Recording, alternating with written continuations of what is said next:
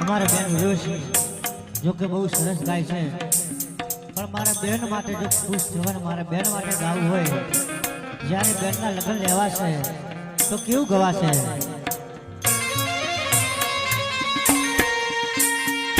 સાજુ રે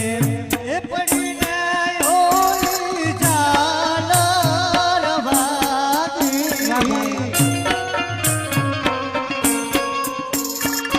સાજુ રે એ પડીને ઓલી ઝાલર વાગી, મારી ઉર્વશી બેનના વરવેલા આવજો રે, મારી મીઠુડીના વરવેલા આવજો રે, ઘરના એ બાપાને રૂપિયા